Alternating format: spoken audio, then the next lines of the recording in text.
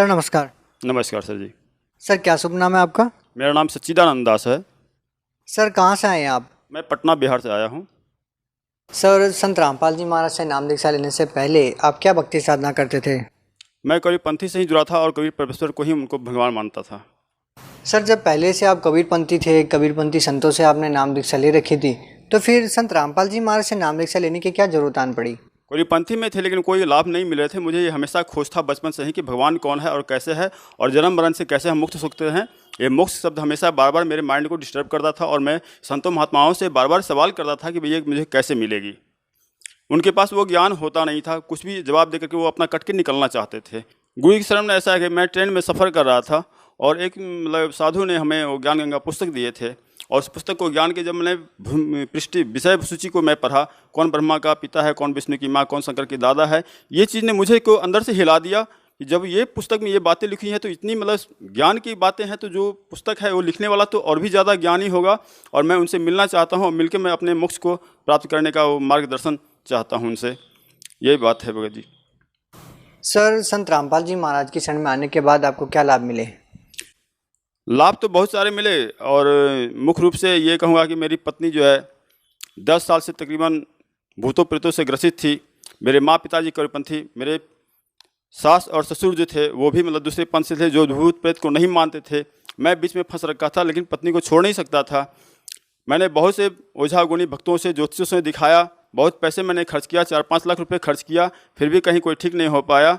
और जब मैं गुरु जी के पास संत रामपाल जी के पास पहुंचा, रामपाल जी ने हमारे पत्नी के सर पे हाथ रखा और वो क्षण भर में दुख कष्ट खत्म हुआ।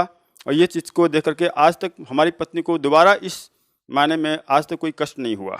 और एक हमारी बच्ची है जो ऑपरेशन के टाइम में ऑपरेशन से बच्चे को निकाला गया था, वो बच्ची का हाथ भी टेढ़ा और पैर भी टेढ़ा, जैसे मान लो कि वो लकवा मार दिया हो।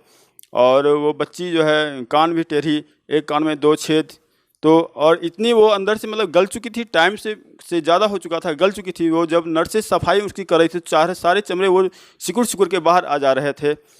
हमने ये सोच रखा था बच्ची अब ये जीवित ना रहेगी, मर जाएगी। मेरी पत्नी ने जब होश आया बच्ची को देखी वो भी रोने लगी, ये तो कैसा हुआ, हमारा भक्ति फिर छिन्न हो जाएगा। संत रामपाल जी से मैंने प्रार्थना लगाया और उनसे कि मेरे बच्ची को आप ठीक कर दो ताकि इनकी भक्ति कमज़ोर ना पड़ जाए, ये भक्ति से दूर ना हो जाए, ये फिर विचलित ना हो जाए। संत रामपाल जी ने वहाँ से प्रार्थना लगाया और उसके बाद जब हॉस्पिटल से मैं बाहर आया 8 दिन के बाद नाम कटे, तो वो बच्ची पूर्ण रूपेण स्वस्थ और सही है। आज भी उसका पैर हाथ सब कुछ सही है, कान भी सही है और वो चल फिर रही है, अच्छी तेजतरार है, बोलने चालने में भी परमात्मा की दया से, रामपाल की दया से वो ठीक ठाक है। सर जैसा कि पहले भी आप कबीरपंथी संतों से जुड़े हुए थे और अब आपने कबीरपंथी संत रामपाल जी महाराज से नाम दीक्षा ले ली है, तो सर पहले जो आप कबीरपंथी संतों से जुड़े हुए थे और अब आपने संत रामपाल जी महाराज से जो नाम दीक्षा ली है, तो सर संत रामपाल जी महाराज के ज्ञान में और उनके ज्ञान में आपको क्या भिन्नता नज़र आती है? वहाँ जो मेरे अंदर सवाल था, जैसे आम समाज में ये सवाल है स्वर्ग क्या है, नर्क क्या है, पाप क्या है, पुण्य क्या है, मुझे मोक्ष कहाँ मिलेगा, भक्ति का सही मार्ग क्या है। जब ये सब बातें संतों से मैं रखता था वो संतों जवाब नहीं दे पाते थे। लेकिन जब मैंने ज्ञान गंगा पुस्तक पढ़ा और इनकी प्रवचन को मैंने सुना तो मुझे लगा कि इनकी वो जो सवाल थी वो सारे सवाल इनके द्वारा मिल सकती है। और मैं जब इनके पास गया तो मुझे सारे सवाल का प्रवचन के माध्यम से ऑटोमेटिक मिलता चला गया। मैं जब आश्रम में गया था तो मैंने डायरी में नोट करके गया था, 35 सवाल को नोट करके गया था, लेकिन वो सारा सवाल का जवाब प्रवचन के माध्यम से मुझे मिल गया और कोई भी सवाल हमको करने की आवश्यकता नहीं हुई। भक्ति मार्ग मिला। सबसे बड़ी बात है कि जन्म मरण से मुक्त होने का जो मार्ग मिला वो सबसे ज़्यादा लाभप्रद हुआ। सर जैसा कि हम अमूमन देखते हैं कि अगर हम किसी भी संत के आश्रम में जाते हैं तो पहले आपको नाम दीक्षा के लिए पैसे देने पड़ते हैं, फिर वहाँ पर रुकने के लिए पैसे देने पड़ते हैं। तो सर जब आप सतलोक आश्रम बरवाला में संत रामपाल जी महाराज से नाम दीक्षा लेने के लिए गए तो सर आपसे कितने पैसे लिए? जी कोई पैसा नहीं ले गया था, कोई पैसा नहीं लिया गया था, ना खाने का पैसा, ना सोने का पैसा, ना रहने का पैसा, ना भक्ति करने का पैसा, ना नाम दीक्षा देने का पैसा। वहाँ सारे कुछ मुफ्त में थे। जो भी जैसे जाओ, अगर गरीब बच्चे हैं क्या उनके पास पैसे नहीं है तो भक्ति ना रह करेंगे। ये तो हमारे संसार वाले भक्ति जो गुरु लोग हैं वो लोग अपनी व्यवस्था को बनाए रखने के लिए व्यवस्था का व्यवस्था बना रखे हैं। भक्ति तो बिना पैसा से किया जा सकता है। ये चीज़ तो देखने को मिला तो सिर्फ सतलोक आश्रम में ही मिला। सर क्या सतलोक आश्रम बरवाला में आपको ये चीज़ देखने को मिली कि अमीर लोगों के लिए अलग से व्यवस्था थी और गरीब लोगों के लिए अलग से व्यवस्था, या वहाँ पर कोई जातिगत भेदभाव देखने को मिला आपको? सतलोक आश्रम में कहीं कुछ ऐसा नहीं मिला। जाति भावना से कोई किसी को दूसरी नज़र से ना देखते हैं, ना कोई किसी से, इतनी मर्यादा है कि वहाँ कोई किसी से जात पूछ नहीं पाते हैं। इसलिए प्रेम है वहाँ की, ये प्रेम बस भी किसी से नहीं पूछ पाते हैं। चाहे वो कलेक्टर हो, चाहे वो आईएएस हो, चाहे एक छोटा सा मजदूर किसान हो या लेबर मजदूर हो, वो सारे एक ही फर्श पर, एक ही दरी पर बैठ करके गुरु जी के प्रवचन सुना करते थे। सर, संत रामपाल जी महाराज का एक समाज सुधार में क्या योगदान है? बहुत बड़ा योगदान है। सबसे प्रथम पूरे भगत को नशा मुक्त करना, ये प्रथम बात है। दूसरी बात, हमारे समाज की जो कुरीति है दहेज लेना और दहेज देना, ये दूसरी चीज़ को बंद गुरु जी ने करवा दिया, रामपाल जी ने करवा दिया। फिर तीसरी चीज़ है कि जाति को, जो हमारी जाति की वजह से एक दूसरे को दूसरे गलत नज़र से या ऊंच नीच की नज़र से हम देखते हैं, ये व्यवस्था यहाँ बंद करवा दिए।